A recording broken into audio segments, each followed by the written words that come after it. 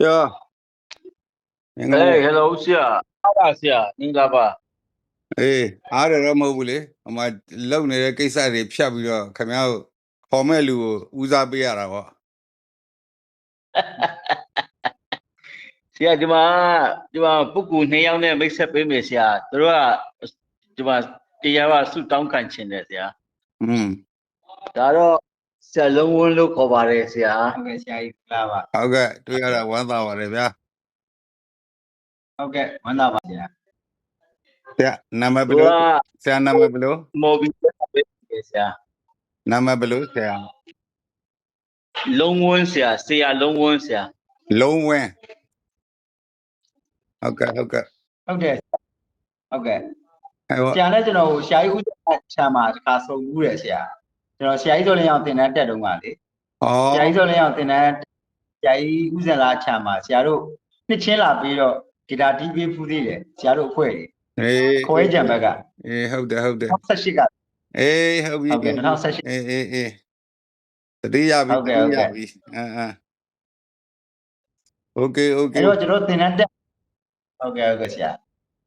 ဟုတ်အခုပြရဝန်တာတယ်အခုမော်ပြီးမလား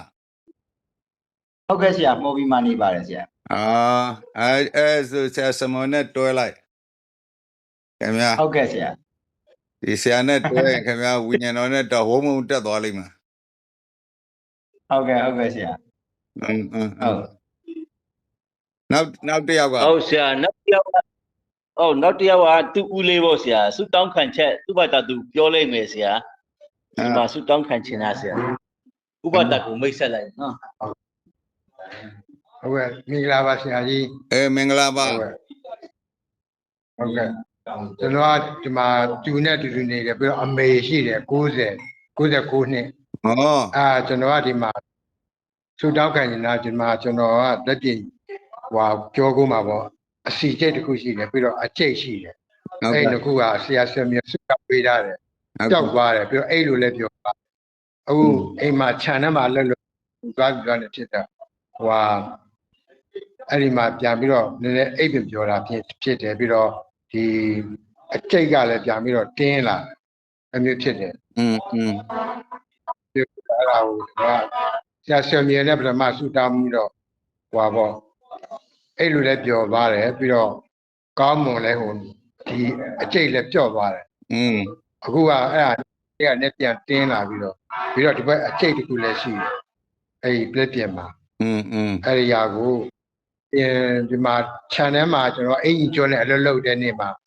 အမျိုးဖြစ်သွားတယ်နည်းနည်းကျွန်တော်အခြေအနေအဲ့လိုဖြစ်သွားတယ်ကျွန်တော် channel မှာပေါ့လမ်းမှာမြစ်တွေနှုတ်နေနေကျွန်တော်အဲ့နေညနေတာရင်းနဲ့exercise လုပ်တဲ့ဘောနဲ့ပေါ့နော်မြက်နှုတ်တယ်အင်ကြီးကျွန်းနဲ့လုပ်လိုက်တယ်ကျွန်တော်ကအမှနေတဲ့တာတယ်ဆိုတော့ချွေးလဲထွက်တယ်ဆိုတော့ကျွန်တော်တူကလည်းပြန်လာတယ်ဆိုတော့ကျွန်တော်ဂိတ်မှာစောင့်နေနေကျွန်တော်လုပ်တယ်ပြီးတော့နောက်တစ်ရက်ကျတော့ Sunday ကျတော့အရှိရဖျားเจ้าမှာသွားတက်တယ်AG ဖျားเจ้าမှာเจ้าသားတွေနဲ့ပေါ့ကလေးတွေပေါ့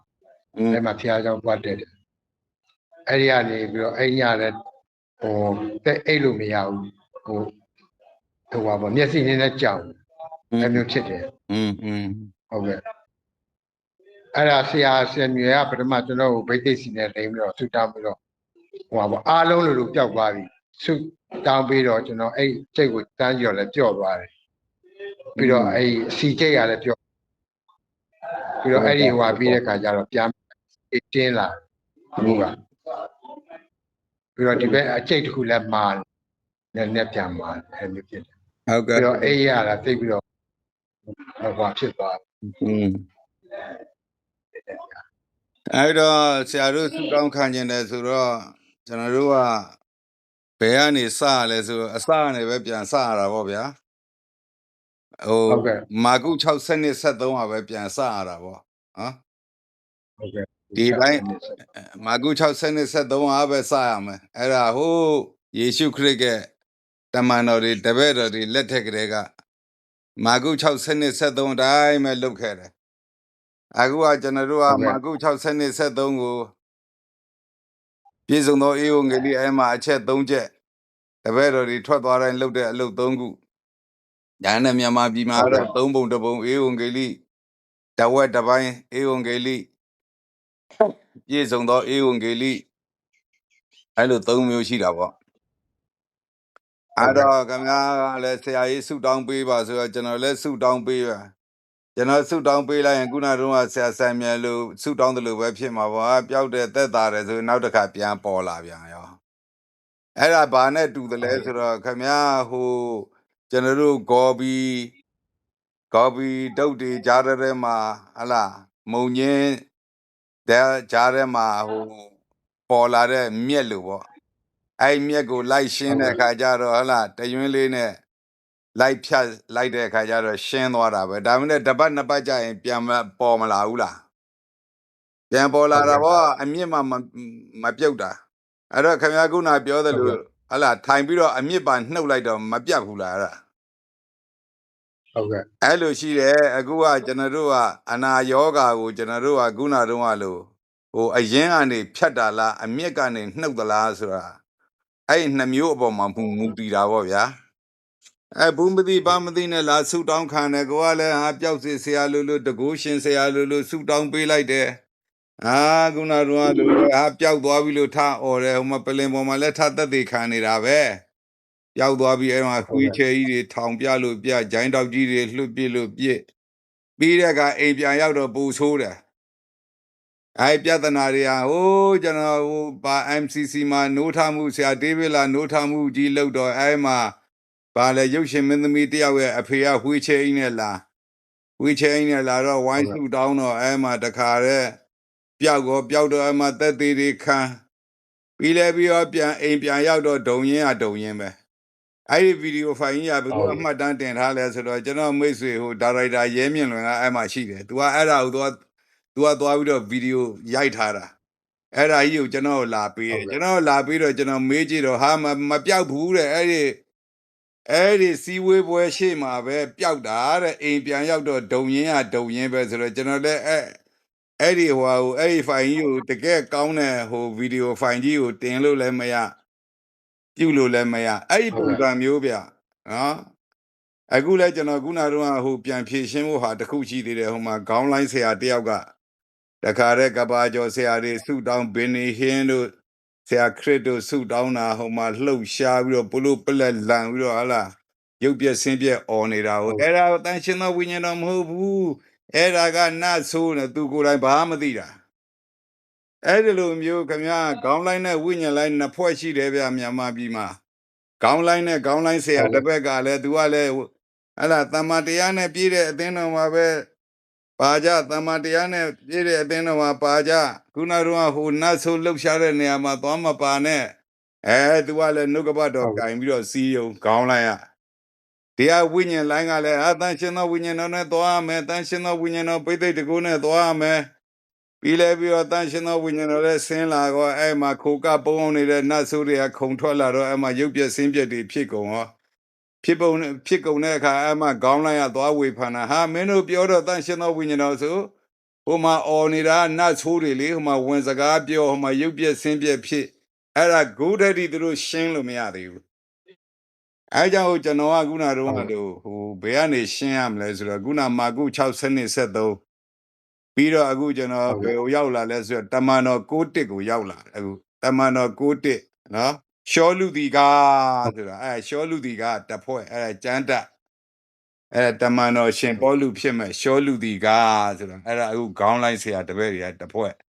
နော်သခင်ဖရာရဲ့တပည့်တော်တို့တစ်ဖက်၌ဆိုသခင်ဖရာရဲ့တပည့်တော်ဆိုတာယေရှုခရစ်ရဲ့တပည့်တော်အသင်းတော်တို့တစ်ဖက်တန်ရှင်သောဝိညာဉ်တော်နဲ့သွားတဲ့ဝိညာဉ်လိုင်းကတဖွဲ့နော်သခင်ဖရာရဲ့တပည့်တော်တို့တစ်ဖက်၌ချင်းချောက်၍အသေးသတ်ဖို့ပြင်းစွာအသက်ရှူတယ်တဲ့အဲ့တော့ချင်းချောက်ပြီးအသေးသတ်ဖို့ပြင်းစွာအသက်ရှူတယ်ဆိုတော့ခင်ဗျာအဲ့ကျမ်းတက်ကြီးတွေကိုစဉ်းစားကြည့်လေဗျာသခင်ဖရာရဲ့တပည့်တော်တွေကိုသွားပြီးတော့ခင်ဗျာအခုက online ပေါ်မှာဟာလား online ပေါ်မှာလေတိုင်းချနေတဲ့အဆင့်ပဲဒီလူတွေခင်ဗျာလက်ထက်သနာထည့်ပေးလိုက်လို့ရှိရင်ပြစ်သတ်ကြမှာအထဲထဲကရှောလူတီကာဆိုတဲ့ဟာလားချင်းချောက်ပြီးအသေးသတ်ဖို့ပြင်းစွာအသက်ရှူတဲ့ဝိညာဉ်ဟာလားဘာသာရေးဝိညာဉ်လူမျိုးရေးဝိညာဉ်နဲ့လူသဝိညာဉ်ဝင်နေတဲ့အဖွဲ့ကတဖွဲ့အဲ့ဒီခေါင်းလိုင်း အဲကြောင့်မို့ကျွန်တော်တို့ကဒီကနေ့နောက်ဆုံးသောကာလရောက်လေရှုပ်ထွေးမှုဟာဖြစ်လေနော်အဲကြောင့်ကျွန်တော်ပြောပြချင်တာကခေါင်းလိုင်းနဲ့ဝိညာဉ်လိုင်းနှစ်ဖွဲ့ရှိတယ်ခေါင်းလိုင်းကလည်းခေါင်းလိုင်းဘက်ကတမ္မာတရားတမ္မာဆရာနုကပတော်နဲ့နုကပတော်နဲ့ဆိုပြီးတော့ခွာပြောဒီဘက်ကလည်းဝိညာဉ်လိုင်းကလည်းဟာတန်ရှင်သောဝိညာဉ်တော်ဘိသိက်တကုစုကျေစုတန်ရှင်သောဝိညာဉ်တော်ဘိသိက်တကုစုကျေစုတကယ်လည်းတန်ရှင်သောဝိညာဉ်တော်ဆင်းသက်လာဟိုမှာခိုကပုံအောင်နေတဲ့အမွေကနတ်ဆိုးတွေကြွပြီးတော့ဂျွန်းလဲပြန်ဟောဘာမလုပ်တတ်တော့ဘူးအဲ့မှာအိုးနေခွက်နေတွေဖြစ်နောက်အဲ့မှာခုနကမှလို့ဟိုဘယ်လိုပြောမလဲအိုးနေခွက်နေဆိုတဲ့ဟိုဥပမာလဲကျွန်တော်ပေးတယ်ဗျာနောက်တစ်ခုက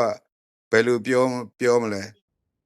နတ်ဆိုးတွေကကြွလာပြီးတော့အဲ့မှာလူလှိမ့်អော်နေတော့ပြောတော့တန်ရှင်သောဝိညာဉ်တော်နှိမ့်ချင်းတန်ရှင်သောဝိညာဉ်တော်ဆင်းသက်တယ်အခုတော့နတ်ဆိုးကអော်တယ်ခင်ဗျာအဲ့ဒါမကဘူးနတ်ဆိုးကခင်ဗျာစင်မော်တက်လာပြီးတော့ငါ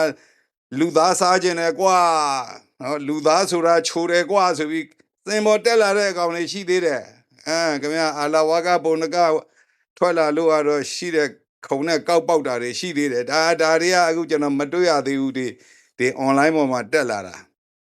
အဲ့တော့ကျွန်တော်ပြောချင်တာကအခြေခံကပါလဲတန်ရှင်းသောဝိညာဉ်တော်ဆင်းသက်လာတဲ့အခါမှာကိုယ်နဲ့စိတ်မလွတ်မြောက်တဲ့လူတွေအထဲထဲကခိုကပုံအောင်နေတဲ့နတ်ဆိုးတွေတစ်သက်လုံးပတ်သက်ထားတဲ့နတ်ဆိုးတွေခုံထွက်လာတယ်ခုံထွက်လာတယ်နောက်တစ်ခုကခုံမထွက်ဘူးပြုတ်တုတ်ဆိုးတုတ်နဲ့လူလှိမ့်နေတယ်ဟမ်အဲ့တော့ခုံထွက်တဲ့နတ်ဆိုးကလည်းဟိုဖះเจ้าရှစ်တစ်ပေအောင်မှာသွားထိုင်ပြီးစောင့်နေတာဒီမှာတခါတည်းဟလာခွေးချဲကြီးကိုကင်မြောက်ပြတခါတည်းဟိုဗာလဲဂျိုင်းတပ်ကြီးကိုကင်မြောက်ပြဟာပျောက်တယ်ဟာလက်ခုပ်တီးတဲ့လူကတီဟိုမှာပြန်ဝင်ဖို့နော်ตาရွေညင်ညူးသောနတ်9ယောက်ကိုခေါ်ပြီးပြန်ဝင်ဖို့ဖះเจ้าရှေ့မှာစောင့်နေတာအဲ့ဒါမသိဘူးပြီးလဲပြီးတော့ထွက်လာဟိုကောင်ကပြန်ဝင်ရောตาရွေညင်ညူးတဲ့နတ်9ယောက်နဲ့ပြန်ဝင်တော့ထိုသူရဲ့နောက်ဖြစ်ဟာရှေ့ဖြစ်ရတဲ့ဆိုးတယ်ဆိုတော့အခုဒီမှာနိုးထမှုလုပ်နေတဲ့ဒီအချိန်အခါအခု2025ခုနှစ်ဆက်တိုက်တွေ့မယ်26 26ဟုတ်လား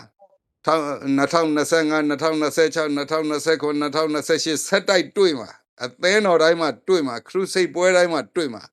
အဲ့မှာခေါင်းလိုင်းနဲ့ခေါင်းလိုင်းဆရာကတမျိုးဝေဖန်တယ်ဒီဘက်ကဝိညာဉ်လိုင်းနဲ့ဝိညာဉ်ဆရာတွေကတမျိုးပြောတယ်တမျိုးပြောတာသူတို့ကဘာပြောလဲဆိုတော့ခုနကတော့မှလို့အမွေကနတ်ဆိုးကြွလာတဲ့ခါသူတို့မရှင်းတတ်ဘူးနော်ဦးနေခွက်နေဖြစ်တယ်နောက်တစ်ခုကဘာလဲမြောက်အုံးသီးရတယ်လို့မြောက်အုံးသီးခွာတယ်လို့ဖြစ်နေတယ်ဘာလို့မှမသိဘူးနတ်ဆိုးဝင်လာတော့အဲ့မှာသွားပြီးတော့ဘူးမသိဘာမသိဘေးကထိုင်ကြည့်နေတဲ့လူကဟာသူတို့ပြောတော့တန်ရှင်းသောဝိညာဉ်နော်ဒီမှာနတ်ဆိုးဝင်နေပါလားနတ်ဆိုးဝင်တာမဟုတ်ဘူးရှိပြီးသားနတ်ဆိုးကထွက်လာတာဝင်မှမသိထွက်မှမသိအခုကဖြစ်နေတာနော်အဲ့တော့အဲ့မှာလဲသွားတဲ့လူတွေကတန်ရှင်းသောဝိညာဉ်တော်ဆင်းသက်လာလို့မတန်ရှင်းသောဝိညာဉ်တော်နဲ့လဲပြီးတော့ပူးကပ်ပြီးတော့တုံခါပြီးတော့အော်ဟစ်နေတဲ့လူကအဲ့ဒီညမှာလွတ်မြောက်ခွင့်ရှိတယ်ဒါမှလည်းစင်ဘောကဟောတဲ့ဆရာလည်း deliverance နားမလဲတဲ့ဆရာဖြစ်နေသူကလည်းသုံးပုံတစ်ပုံအေဝံဂေလိဟို born again ဖြစ်ရင်တော်ပြီဆိုတဲ့အဖွဲအဲ့တော့ဟိုလူကအဲ့ဒါလူလိမ့်ပြီးတော့ပြုတ်တုတ်ဆွတ်တုတ်နဲ့အဲ့ဒီတပွဲပြန်သွားနောက်တစ်ခါပြန်လာဝိညာဉ်တော်ဆင်းသက်သူပဲတုံခါလူလိမ့်အော်ဟစ်အဲ့ပြုတ်တုတ်ဆွတ်တုတ်နဲ့ပြန်သွားအဲ့ဒါလိုတန်တရားလဲနေတဲ့မလွတ်မမြောက်ခရိယံကလည်းတစ်ဖွဲ့ရှိသေးတယ်နောက်ခုနကတော့ထွက်ပြီးတော့မှစတေးရှောင်ပြီး9ယောက်နဲ့ပြန်ဝင်လို့နောက်ဖြစ်ရရှစ်ဖြစ်ရတဲ့ဆိုတဲ့အဖွဲ့တွေလည်းရှိသေးတယ်အဲ့ဒါတွေကသေသေးချာချာမသွန်သင်ပဲနဲ့ကျွန်တော်တို့ကခုနကတော့ပြစားတယ်လို့ပေါ့ဗျာနာမည်ကြီးရင်ပြီးရောလှူငွေရရင်ပြီးရောဟလာဝေဖန်ကြတာပေါ့အတိုင်းရှင်းရှာတာတို့ဟလာငွေရှာတာတို့နာမည်ကြီးကျင်တာအမျိုးမျိုးပြောတာပေါ့ဒါမှမဟုတ်တကယ်တမ်းကျတော့တန်ရှင်းသောဝိညာဉ်တော်ဆင်းသက်လာတဲ့အခါမှာဒီလူတွေလွတ်မြောက်ဖို့ပဲဒါမှမလွတ်မြောက်ရှာဘူးအခုဒီကနေ့အထိတရားပွဲထဲမှာကျေးဇူးတော်အားဖြင့်ဝိညာဉ်လေးတပုံပဲငရဲတဲ့ကလွတ်တာဝိညာဉ်လေးတပုံငရဲတဲ့ကလွတ်တယ်ဘယ်နေရာကိုင်းနှုံးလွတ်လဲယာနှုံးပြည့်လွတ်တယ်ယာနှုံးပြည့်လွတ်တာကျေးဇူးတော်ကြောင့်ချက်ချင်းကိုလွတ်တာဒါနဲ့ကိုယ်နဲ့စိတ်ကမလွတ်ဘူးအဲကြောင့်မို့ ငရဲတွေကယာနှုံးပြည့်လွတ်ပေမဲ့ကိုစိတ်ဝိညာဉ်3ပါးမှာသူဟာ33ဓသမ3ပဲလွတ်သေးတယ်ကိုနဲ့စိတ်2ပုံကြံသေးတယ်66ဓသမ6ကြံသေးတယ်အဲ့ဒီ deliverance လွတ်မြောက်ခြင်းကျမ်းမာခြင်းတန်ရှင်းခြင်းကိုဆက်လုပ်ဖို့လိုသေးတယ်အဲ့ဒါအခုဆရာကြုံတာအဲ့ဒါနော်အဲ့ဒါကျွန်တော်တို့ခုနကတော့ကျွန်တော်ပြောတဲ့မာကု6စနစ်73ကိုပြန်သွားမယ်အဲ့မှာယေရှုတပည့်တော်တွေထွက်သွားတဲ့အခါလှုပ်တဲ့အလုပ်3ခုတပည့်တော်တို့သည်ထွက်သွား၍နောင်တတရားကိုဟောကြ၏အဲ့ဒါ born again နတ်ဆိုးများကိုနှင်ထုတ်ကြ၏အဲ့ဒါ healing deliverance မကြမ်းမမာသောသူများတို့ကိုစီနဲ့လူ၍အနာကိုငြိမ့်စေကြ၏အဲ့ဒါက Holy Spirit baptism အဆင့်စီနဲ့လူချင်းလိမ့်ချင်းလောင်းချင်းသည်တန်ရှင်သောဝိညာဉ်တော်ဗိသိက်စုကျေးဇူးတန်ရှင်သောဝိညာဉ်တော်နှစ်ချင်း Holy Spirit baptism အဆင့်အဲ့ဒီအဆင့်3ဆင့်ကဝိညာဉ်မှာ3မျိုးခွဲထားတယ်သူငယ်တို့လူပြိုတို့အဘတို့ဟလာအတန်းနဲ့ပြောမယ်ဆိုအဲ့မူဂျိုမူလတန်းအဲ့ဒီမာကု6စနစ်73ကမူဂျိုမူလတန်းကနေအလယ်တန်းကိုတက်မှာပြောမယ်ဆိုရင်သူငယ်တို့ကနေလူပြိုတို့ကိုတက်မှာအဲ့အဆင့်3ဆင့်ဖြတ်သန်းရမယ်အဲ့တော့ခင်ဗျားတို့အခုကျွန်တော်ပြောတဲ့မာကု6စနစ်73ကိုကျွန်တော်ပြောတယ်လေခင်ဗျားတို့ဆရာတပည့်တွေခင်ဗျားတို့ဆရာတပည့်တွေလုပ်တဲ့အလုပ်တွေဧဝံဂေလိအလုပ်သာသနာပြုအလုပ်တွေဟာမာကု6စနစ်73နဲ့ကိုက်ရဲ့လားယေရှုတပည့်တော်တွေလှုပ်တာနဲ့ခမည်းတော်လူတပည့်တွေလှုပ်တဲ့ဧဝံဂေလိအဆင့်ကတစ်ဆင့်နဲ့လှုပ်ကြတယ်တဆုပ်က2ဆင့်လှုပ်တယ်နော်3ဆင့်လှုပ်တာကခရှာရှာပဲနော်တကယ်တော့အဆင့်3ဆင့်ရှိတယ်အဲ့တော့ကျွန်တော်အခုပြောတဲ့အခါမှာအခုဆရာကိုကျွန်တော်ပြောတာအခုဘယ်နှမိနစ်ရှိသွားပြီလဲ19မိနစ်ရှိသွားပြီ19မိနစ်ကျွန်တော်ပြောနေတာအဲ့ဒါကုနာမာကု6စနစ်73အရာဆိုလို့ရှိရင်နောင်တတရားကိုကျွန်တော်ဟောနေတာအခုဘာနတ်ဆိုးများကိုနင်ထုတ်ကြ၏ဆိုတဲ့ဒုတိယအဆင့်ကိုကျွန်တော်လုပ်နေတာမဟုတ်ဘူးအခုတပည့်တော်တွေဒီထွက်သွား၍နောင်တတရားဟောကြ၏ဆိုတော့ကျွန်တော်ကနှုတ်ကပတ်တော်ကိုရှင်းပြနေတာအခုဖြစ်နေတဲ့ပြဿနာခဏကြာလို့ရှိရင်ဟိုခေါင်းလိုင်းဆရာကြီးရေးထားတဲ့ဟာကိုကျွန်တော်ကထရေးပြီးတော့အဲ့ဒါထပြီးတော့ share အောင်မှာအဲ့ဒါရေးနေတော့တက်ဆက်မြန်းကဝင်လာတာနဲ့ကျွန်တော်ကရက်ပြီးတော့အဲ့ဒါဆရာတို့ကိုအခုပြောတာအဲ့ဒါကျွန်တော်ကအခုဒုတိယအဆင့်ကိုလှုပ်ဖို့ဟာနော်တပည့်တော်တို့ဒီထွက်သွားရေးနောင်တတရားဟောကြဤဆိုတော့ခင်ဗျာဘောနဂင်ဖြစ်ပြီးပေါ့ဗျာခင်ဗျာဘောနဂင်ဖြစ်ပြီး Holy Spirit baptism တောင်ရလို့အာသထန်တွေများပြောနေသလားတောင်မသိဘူးအဲ့ဒါကတမန်တော်ရှစ်9ကနေ24တဲ့ကနတ်ဝိဇ္ဇာဆရာကြီးရှိမုံပြောင်းလဲလာတာနော်ယေနေချင်းခံတယ်တန်ရှင်တော်ဝိညာဉ်တော်နေချင်းခံတယ်ဝိညာဉ်တော်လှုပ်ရှားတာကိုရှိမုံတွေ့တယ်ဒါမှမဟုတ်ကိုယ်နဲ့စိတ်မလွတ်မြောက်ဘူးအဲ့မှာပေတရုနဲ့တွေ့မှာကိုယ်နဲ့စိတ်လွတ်မြောက်သွားတာအဲ့တော့ဖိလိပ္ပုကယေနေချင်းခံတယ်ယောဟန်က Holy Spirit baptism ခံတယ်အဲ့လားပေတရုက deliverance လုပ်ပေးတယ်အဲ့အဆင့်3ဆင့်နဲ့သွားတာအဲ့ဒါတမန်တော်ခုနတော့9တမန်တော်8နော်အခန်းငယ်9ကနေ24မှာနဝိဇ္ဇာဆရာကြီးပြောင်းလဲတဲ့အဆင့်3ဆင့်ကိုအဲ့မှာလေ့လာလို့ရတယ်အဲ့တော့ဆရာကိုကျွန်တော်မေးမှာကြာဘောနဂင်ဖြစ်ပြီးပြီလားအသထန်တွေပြောနေပြီလားကျွန်တော်ဘောနဂင်ဖြစ်ပြီးသာသထမ်းဆိုအစတော့ပြောတယ်အခုတော့ပြန်မပြောဖြစ်သေးဘူးအေးအဲ့ဒါခင်ဗျာအဲ့ဒီခုနတုန်းကလို့ဗာလဲကျွန်တော်တို့အရင်တော့အာသာတန်ထွက်ဘူးတယ်အရင်တော့အာသာတန်ပြောဘူးတယ်အခုတော့မပြောတော့ဘူးအဲ့ဒီမှာလဲကျွန်တော်တို့ပြန်လဲပြီးတော့ပြင်ဆင်ဖို့လိုတယ်နောက်တချို့ကညကြီးတကောင်ထဆုတောင်းရင်းနဲ့ခေါင်းလိုင်းတွေပေါ့ဗျာဝိညာဉ်တော်ဘာမှသိတာမဟုတ်ဘူးခေါင်းလိုင်းဒါနဲ့ तू ကဆုတောင်းရင်းနဲ့တခါတည်းပါဇက်တည်းထွက်တော့ဟာလန့်ဖြန့်သွားပြီဟာငါပါဇက်တည်းကဘာထွက်လဲမသိဘူးဆိုပြီးတော့အဲ့ဒီလူခေါင်းလိုင်းဆရာတွေလည်းအများကြီးပဲသူ့အထက်တည်းကဝိညာဉ်တော်ကဟလာသူ့ရဲ့နှုတ်ရှာပါဇက်ကိုသုံးပြီးတော့ဟိုးမှာခမည်းတော်ဖခင်နဲ့သားတော်ယေရှုကိုပြောခြင်းနေတယ်ကိုကခေါင်းလိုင်းသွန်သင်ချက်ကြီးနဲ့ပိတ်ထားတယ်အဲ့ဒါပိတ်ထားတော့ခမည်းဒီကိစ္စကြီးอ่ะခမည်းဟလာတရင်တို့ထဆုတောင်းရင်းနဲ့ပါဇက်တည်းကထွက်သွားတော့ဟာဘာဖြစ်တာလဲဆိုပြီးတော့အေးဒါဆိုခြားတော့ဘာသာစကားထင်တယ် ငါတော့တခါတော့ရဘူးတဲ့ဆုတောင်းရင်းနဲ့အဲ့လိုအိတ်ချင်မူးတူးနဲ့တော့တခါနှစ်ခါဖြစ်ဘူးတဲ့ဆိုတာအဲ့ပုံစံမျိုးတကယ်တော့အခြားသောဘာသာစကားဆိုတာခင်ဗျားကလည်းကိုတီဆောက်တဲ့ဆုကျေးဇူးဗျဆုကျေးဇူး၉မျိုးထဲမှာဟိုအကြီးမြတ်ဆုံးဆုကျေးဇူးလို့ပြောတယ်အကြီးမြတ်ဆုံးဆုကျေးဇူးလို့ကျွန်တော်ကပြောတယ်သူများကပြောတာမဟုတ်ဘူးသူများကဘာပြောလဲအဲ့ဒါအငယ်ဆုံးဆုကျေးဇူးတဲ့မရလဲဘာမှဖြစ်ဘူးတဲ့အဲ့လိုပြောတာတကဘာလုံးအဲ့လိုသွန်သင်တာကျွန်တော်ကအဲ့ဒါနဲ့ပြောင်းပြန်သွန်သင်တာအခြားသောဘာသာစကားဆိုတာကမရလို့မဖြစ်ဘူးခင်ဗျာခင်ဗျာခရစ်ယာန်မှန်တယ်ဆိုခင်ဗျာဗဇတ်တရားအသထမ်းကိုထွက်နေရမှာဟုတ်ကဲ့ဘာဖြစ်လဲဆိုတော့ခင်ဗျာအထဲထဲမှာရှိတဲ့တန်ရှင်သောဝိညာဉ်တော်ကနေတဲ့ဖရားမဟုတ်ဘူးဟုတ်လားနေတဲ့ဖရားမဟုတ်ဘူးကျွန်တော်တို့ရဲ့နှုတ်ရှာပါဇက်ကိုအသုံးပြုပြီးတော့ဖရားကိုဆုတောင်းပေးခြင်းနေတာနော်ဒါကြောင့်မို့အခြားသောဘာသာစကားမရလို့မဖြစ်ဘူး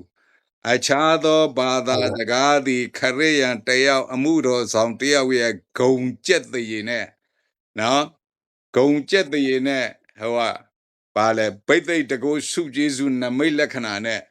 ဟလာသွားတဲ့စုကျေးဇူးရဲ့ပထမဦးဆုံးထင်သားမြင်သားထင်သားမြင်သားမြင်ရကြားရတာအခြားသောဘာသာစကားပဲညောင်ကိုတီဆောက်တယ်အခုကိုတီဆောက်ရမှလည်းမသိဘူးဘယ်လိုလဲတီဆောက်လို့မရ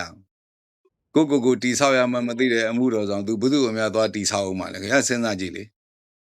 လူဆိုတာစိတ်ပြက်တယ်လူဆိုတာအားငယ်တယ်လူဆိုတာယောဂဖြစ်တယ်လူဆိုတာဝိညာဉ်တိုက်ပွဲမှာကျွန်တော်ညလည်းပြောတယ်ဆရာကြီးတဲ့ဝိညာဉ်တိုက်ပွဲအောင်ထုတ်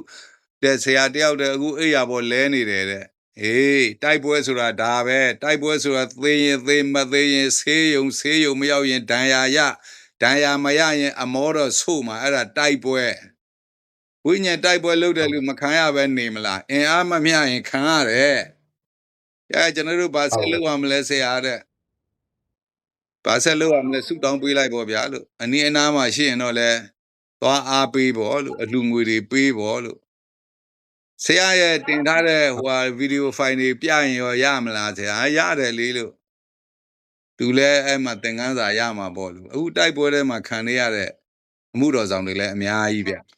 အဲ့ဒါကြောင့်လို့အခြားသောဘာသာစကားဆိုအခုကိုတီဆောက်တာအဲ့တော့ဆရာခုနတော့အခုဒါခေါင်းစဉ်ကပြောင်းသွားပြီနော်အနာယောဂငြိမ်းခြင်းကနေအခုအခြားသောဘာသာစကားရောက်သွားပြီအဲ့ဒါကျွန်တော်အခု35မိနစ်ပြောမှာအခု35မိနစ်ပြောခေါင်းစဉ်က4-5ခုလောက်ရွှေ့သွားတယ်ဒါဆူတောင်းခြင်းကိုမစသေးဘူးအခုကကျွန်တော်အခြားသောဘာသာစကားအရင်ကပြောတယ်အခုမပြောဘူးအဲ့ဒါကျွန်တော်ပြောပြခြင်းတယ်ဘာကြောင့်အခြားသောဘာသာစကားမထွက်တယ်လဲအဲ့မေကုံရှိတယ်ထွက်ပြီးတော့ဘာလို့ပျောက်သွားတယ်လဲဘာလို့ဆက်မပြောတယ်လဲဆိုတာအခုကျွန်တော်ပြောတဲ့အထက်ထဲမှာပါလိမ့်မယ်နံပါတ်1ဘာဖြစ်လို့အခြားသောဘာသာစကားထွက်မလာလဲဆိုတော့နံပါတ်1ကတော့ born again ကိုမဖြစ်လို့နော်ဒုတိယအကြိမ်ဝိညာဉ်အသစ်မွေးဖွားခြင်းကိုမဖြစ်လို့အခြားသောဘာသာစကားမထွက်တာနော်နံပါတ်2ကတော့ခုနကတော့ Holy Spirit Baptism ဆိုတဲ့တန်ရှင်းသောဝိညာဉ်တော်နှစ်ချင်းကိုမခံလို့ကိုမထွက်တာနော်ဟုတ်ပြီအဲ့ဒါဆိုရင်တော့တန်ရှင်းသောဝိညာဉ်တော်နှစ်ချင်းသွားခံတာအချိန်ပဲဘာလို့မထွက်တယ်လဲအထဲထဲမှာ born again ဖြစ်နေပြီပဲအထဲထဲမှာတန်ရှင်းသောဝိညာဉ်တော်ရှိနေပြီပဲဘာကြောင့်မထွက်တယ်လဲမာယွင်သောသွန်သင်မှုတွေနော်အယူလွဲဂိုင်းသားတွေခေါင်းလိုင်းတွေရဲ့သွန်သင်မှုတွေခုနကတော့အခြားသောဘာသာစကားမရရင်ဘာဖြစ်ပါဘူးအငယ်ဆုံးမှာတခြားသောစုကျေးဇူးတွေရတာပဲခင်ဗျားတခြားသောစုကျေးဇူးရရင်မရရင်နေခင်ဗျားအခြားသောဘာသာစကားဆိုတာခရစ်ယာန်တိုင်းရရမယ်ကိစ္စ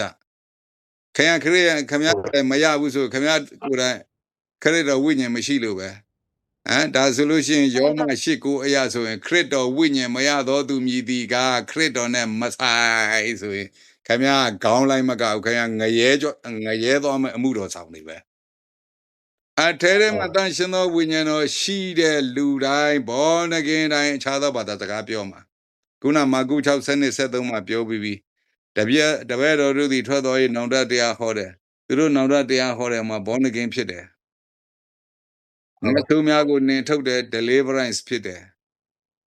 မကြမ်းမမာသောသူစီနဲ့လူတဲ့ Holy Spirit Baptism တကူပိသိစုကျေးဇူးရတယ်ဒီအဆင့်30ကဝိညာဉ်မူကြိုမူလတန်းတွေဖြတ်တန်းရမယ်အဆင့်30ပဲ မြန်မာပြည်ကတော့ဘောနကင်ဖြစ်ပြီးတာနဲ့တခါတည်းခေါင်းလိုင်းကြီးကဝင်ပြီးတော့အဲ့မှာတခါတည်းဟလာဖာရိရှေဩဝါဒတဆေးတွေစားပြီးတော့အမှခေါင်းလိုင်းဘွဲတွေသွားယူပြီးတော့တန်ရှင်သောဝိညာဉ်တော်ဘယ်ရောက်လို့ဘယ်ပေါက်မှမသိဘူးအဲ့ဒါတန်ရှင်သောဝိညာဉ်တော်ပြစ်မှားတဲ့ပုံမှန်နဲ့ငရဲကိုကြောက်အောင်မှာအဲ့ဒါမတ်သက်7:31-32မှာကပီးတော်ပြစ်မှားရင်ခွင့်လွတ်တဲ့သားတော်ပြစ်မှားရင်ခွင့်လွတ်တဲ့တန်ရှင်သောဝိညာဉ်တော်ပြစ်မှားရင်ဟလာကဲ့ရဲ့တယ်ဆိုရင်ယခုဘဝနောက်ဘဝအပြစ်လွတ်ခြင်းမခံရဆိုတော့သွားပြီးပေါ့ခင်ဗျာအဲကြောင့်မလို့ဘာကြောင့်အခြားသောဘာသာစကားမထွက်တယ်လဲဆိုတာဟလာတန်ရှင်သောဝိညာဉ်တော်ရှိရတဲ့နဲ့မထွက်ဘူးဆိုတာအဲလွဲမှားတဲ့သွန်သင်ချက်တွေအဲ့ဒါအထဲထဲမှာဝင်နေတာမရလဲဘာဖြစ်ပါဘူးအခြားသောဘာသာစကားကိုပုတ်ခတ်တဲ့အသင်းတော်ထဲမှာသွားပါဝင်နေတာအဲကြောင့်သူရစရာအကြောင်းကိုမရှိဘူးကဲဟုတ်ပြီအဲ့တော့အခုတန်ရှင်သောဝိညာဉ်တော်နဲ့သွားနေတဲ့အသင်းတော်မှာလည်းသွားနေတယ်မထွက်ဘူးသူများပဲထွက်တယ်ကိုကမထွက်ဘူးအဲ့ဒါဆိုရင်နောက်တစ်ချက်ကဘာရှိလဲအဲ့ဒါဖွင့်လွတ်ခြင်းဖွင့်မလွတ်ခြင်းအပေါ်မှာမူတည်သေးတယ်နော်နာကြီးခြင်းဝိညာဉ်မုံတီးခြင်းဝိညာဉ်ခွင့်မလွတ်တဲ့ဝိညာဉ်ကလေးစားချခြင်းတဲ့ဝိညာဉ်အဲ့ဒီနာကြီးခါသည်မုံတီးခွင့်မလွတ်တဲ့ဝိညာဉ်ကြောင့်တန်ရှင်သောဝိညာဉ်တော်မလှုပ်ရှားပါအခြားသောဘာသာစကားလည်းမထွက်နိုင်ပါနော်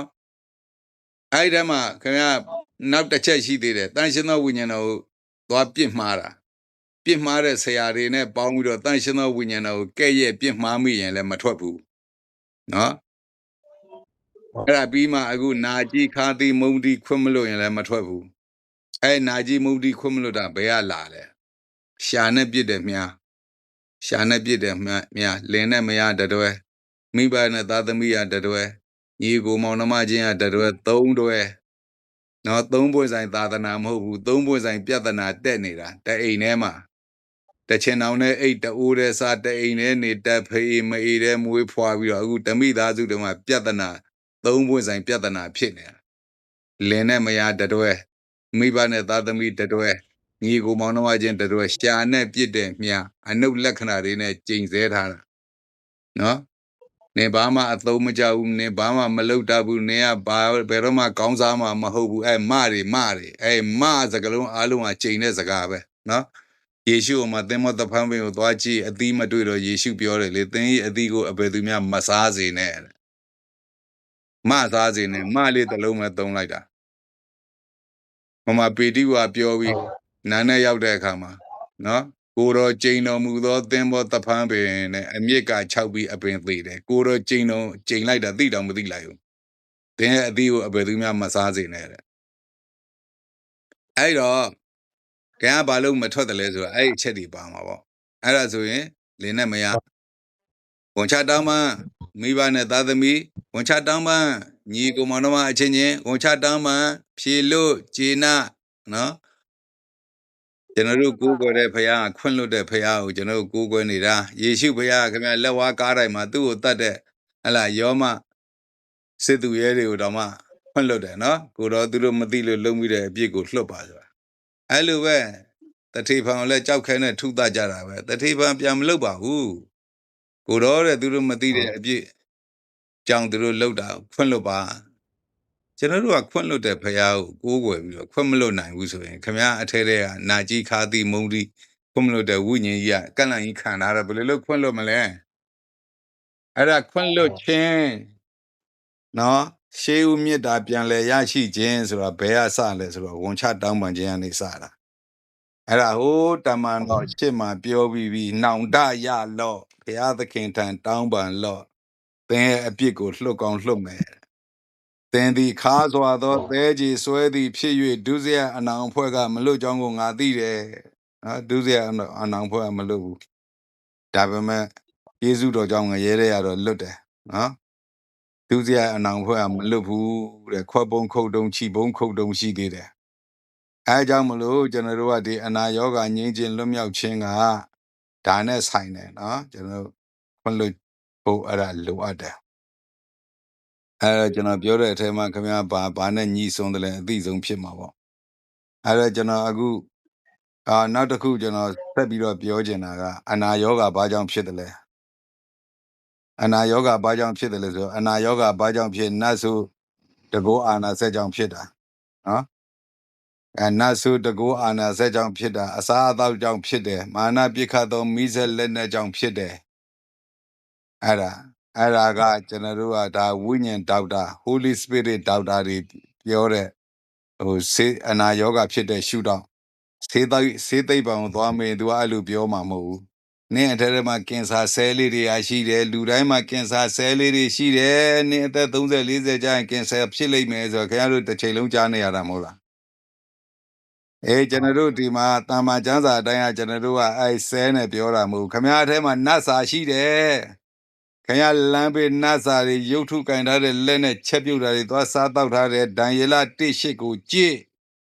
ဒံယေလ1:8မှာပွဲတော်ကြကြက်တပေါင်းဝက်တပေါင်းငါတလောက်ပေါင်းပစုံတုတ်ကြီးတွေအဲ့မှာချကျွေးတာမင်းမှုထမ်းဖို့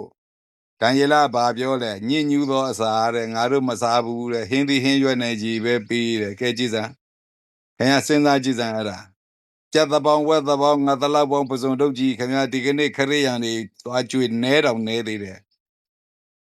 ဒံယေလမစားဘူးဘာကြောင့်မစားလဲမယုံကြည်သူဘယင်ကြီးစားထားတဲ့ပွဲတော်ကြနော်ရုပ်ထုကင်တဲ့လက်နဲ့ချက်ထားတဲ့စားတော့ကဲချက်ထားတဲ့အစာတွေဗျညင်ညူးတာ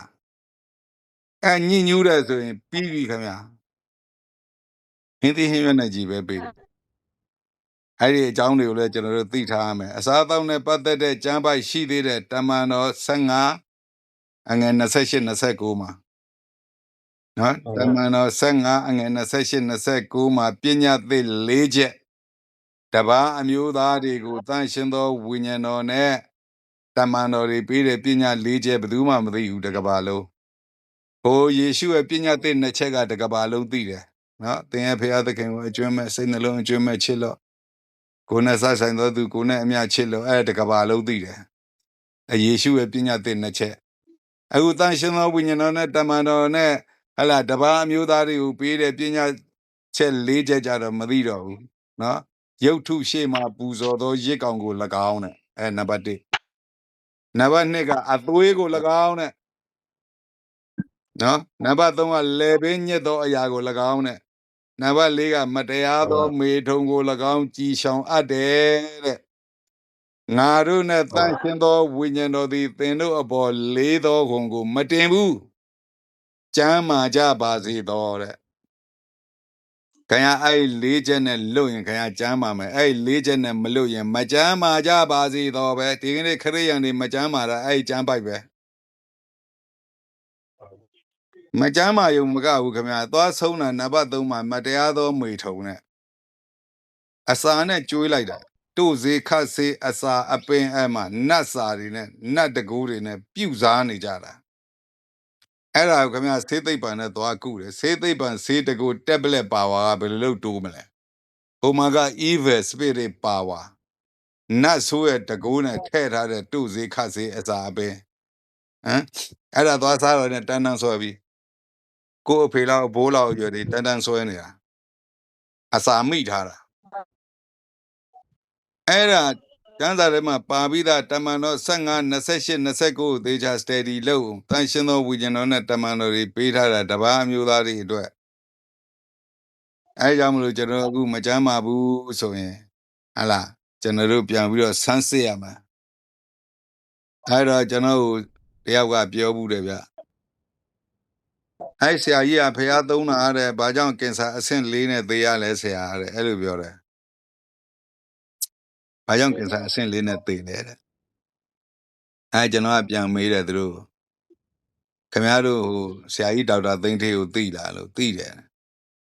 ဆရာကြီးကခင်ဗျာအရက်မတော့ဆေးလေးမတော့ကုန်းမစားတနေ့တနေ့ကျန်းစာဖတ်သူတပည့်တော်ပြည့်တင်တာအခုအသက်40ကျော်တည်းကသူတပည့်တွေကြီးပဲဆရာကြီးလည်းကင်ဆာအဆင့်4နဲ့ပဲသေတာပဲ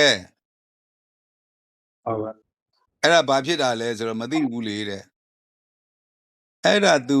ဘောင်းနကင်းမဖြစ်ခင်တုန်းက तू ကတရုတ်ဗုဒ္ဓဘာသာလေဘုံကျောင်းတို့တစေကြီးပွဲတို့သင်္ချန်ကြောပွဲတို့သွားစားထားတာလေအဲ့ဒီအစားအသောက်မှ तू ပြန်ပြီးတော့ deliverance မှမလုပ်တာ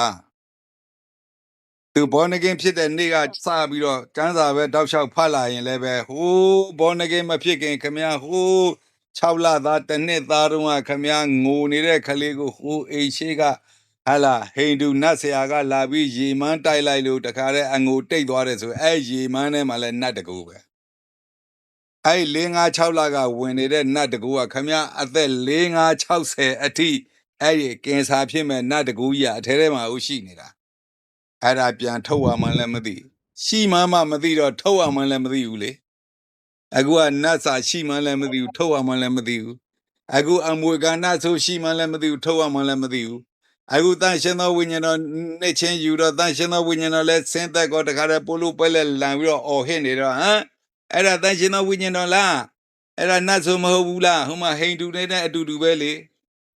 ခမရလည်းနတ်ဆိုးဆိုတာခင်ဗျာဟိန္ဒူတွေပဲဝင်မွတ်စလင်တွေပဲဝင်ဟလာဗုဒ္ဓဘာသာတွေပဲဝင်ခရစ်ယာန်တွေမှာပဲဝင်တဲ့နတ်ဆိုးကအတူတူပဲလေဒီမန်နေunclean spirit တွေလေအတူတူပဲ ဟုတ်ကဲ့ တန်ရှင်သောဝိညာဉ်တော်ဆင်းသက်လာမတန်ရှင်တဲ့ဝိညာဉ်တွေခုံထွက်လာမှာပဲမခုံထွက်ရင်လည်းပြုတ်တုတ်ဆုတ်တုတ်ဖြစ်နော်အဲ့ဒါ deliverance ဆရာမတွေနဲ့ဆွေးနွေးပေါ့ဗျာအခုကလည်း ဟုတ်ကဲ့ deliverance ကဘယ်လိုလုပ်အောင်လဲမသိဘူးဖြစ်နေကြတာအဲ့တော့ကျွန်တော်မှတင်လာတဲ့ YouTube မှာအဲ့မှာကျွန်တော်နာမည်ရိုက်ထည့်လိုက်ဇော်နိုင်ဝင်းဆိုပြီးအဲ့မှာတွေ့နောက်တစ်ခုကတော့ deliverance ministry မြန်မာဆိုပြီးတော့အဲ့နာမည်နှစ်ခုနဲ့တင်ထားတယ်အဲ့ဒါ email တစ်ခုထဲမှာအဲ့မှာကျွန်တော်တို့မောင်းထုတ်ထားတဲ့နတ်ဆိုးတွေခေါ်ထားတဲ့တရားတွေအများကြီးရှိတယ်အဲ့မှာလေ့လာကြဟုတ်ကဲ့